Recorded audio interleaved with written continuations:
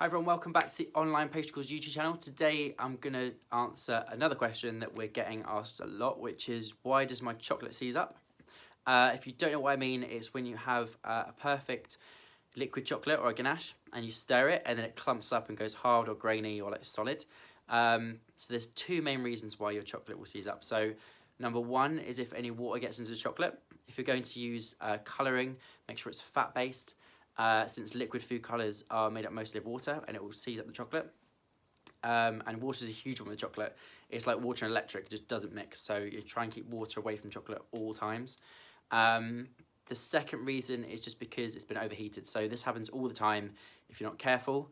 You can just kind of stick it in the microwave for 2 minutes and leave it.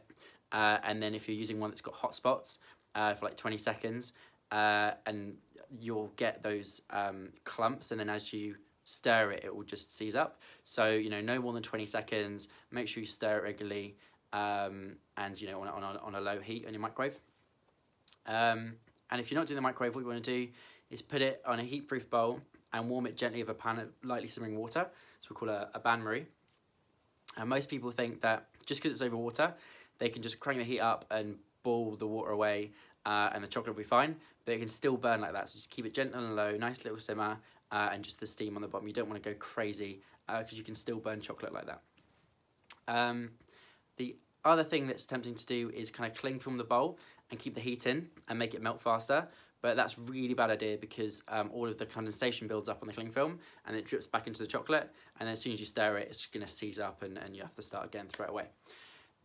So yeah, if your chocolate is seizing, avoid getting any water in it, and also low and slow for melting, no matter kind of what method you're using. And that's it for this week. So as always, you can click the link below to check out our baking courses for beginners all the way up to professionals, with step-by-step videos from chefs around the world.